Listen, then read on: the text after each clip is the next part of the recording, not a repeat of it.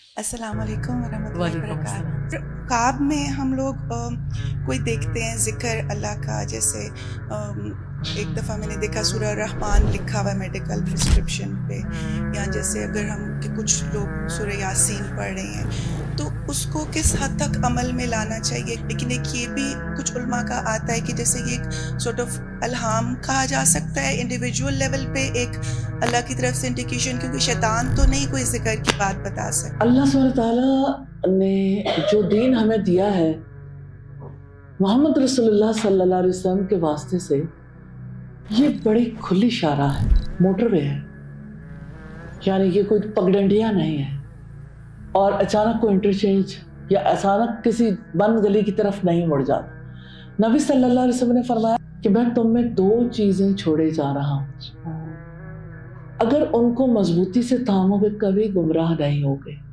کتاب اللہ و سنتی، اللہ کی کتاب اور میری سنت۔ سچے بھی ہو سکتے ہیں اور خواب سچے نہیں بھی ہو سکتے، خواب رحمان کی طرف سے بھی ہوتے ہیں، خواب شیطان کی طرف سے بھی ہوتے ہیں، خواب پریشان بھی ہوتے ہیں، یعنی کسی نوعیت کے بھی ہو سکتے ہیں۔ اللہ سبحانہ تعالیٰ نے خواب کو سورس آف نالج نہیں بنایا۔ شریعت میں یا ہماری لائف میں خوابوں کا کیا مقام ہے، ہم خوابوں کے مطابق زندگی بسر کرنے کے باؤنڈ نہیں ہیں۔ انڈیکیشن ہوتی ہے سم ٹائمز۔ اب آپ دیکھیں کہ آپ نے کہا کہ ذکر تو شیطان نہیں بتا سکتا، بتاتا ہے۔ میں اس کی یعنی لاجک دوں گی۔ نبی صلی اللہ علیہ وسلم نے اپنے ایک صحابی کو بیت المال پہ یعنی کچھ چیزوں کی حفاظت پہ مامور کیا، غلہ تھا، باقی چیزیں تھیں، تو وہ اتنے زیادہ پریشان ہوئے کہ ہر رات میں کوئی چور آتا ہے اور میرا غلہ چرا کے لے جاتا ہے۔ رسول اللہ کے پاس پہنچتے ایک دن ایسا ہوا کہ انہوں نے یعنی تاک لگائی ہوئی تھی کہ جو بھی آئے گا تو میں اسے پکڑ لوں گا۔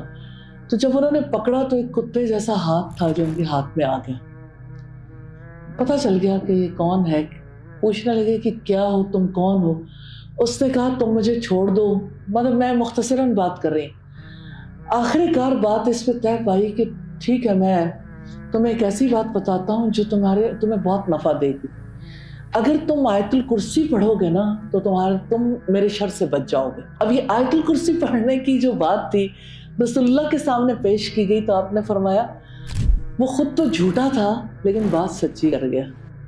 تو سم ٹائمز ایسا ہوتا ہے کہ شیاطین کی طرف سے ایسی چیزوں کی گائیڈ لائن دی جاتی، اسی وجہ سے اللہ سبحانہ تعالیٰ نے ہمیں خوابوں تک نہیں رکھا کہ خواب میں ایک چیز آئی ہے، ہم باؤنڈ ہی نہیں ہیں اس کو کرنے کے لیے۔ ہمیں تو اللہ تعالیٰ نے بتا دیا کہ اس موقع پہ کیا کرنا ہے، کیا پڑھنا ہے، کیا نہیں پڑھنا، قرآن اور سنت۔ اس کے بعد خواب میں اگر آپ کو کوئی چیز آتی ہے تو ہو سکتا ہے ٹھیک ہو سکتا ہے نہ ٹھیک ہو، لیکن آپ نے وہ طریقہ کار جاری رکھنا جو رسول اللہ کیا، سننا، لفظ سننا اینڈ پریکٹس سننا، انشاءاللہ اللہ تعالیٰ فائدہ دے گا۔ اور یہ ہے کہ اچھے خواب جو ہیں اس کے اوپر اللہ کا شکر ادا کرنا چاہیے، لیکن عام انسان کو پتہ نہیں ہوتا میرے خواب کا مطلب کیا ہے، یہ سب کچھ کیا ہو رہا ہے۔ سم ٹائمز انسان گھبرا جاتا ہے، پریشان ہوتا ہے، برا خواب آئے تو بائیں طرف تھتار دینا چاہیے، باقی اللہ سبحانہ تعالیٰ کے حوالے کرنا چاہیے۔ تو اپنی لائف کو واضح اصولوں کے مطابق گزارنا چاہیے جو اللہ تعالیٰ نے قرآن میں دیے، جو رسول اللہ کی سنت ہے، اس کے مطابق چلائیں گے، کبھی گمراہ نہیں، ڈی ٹریک نہیں ہوں گے، ڈسٹریکشن سے بچ جائیں۔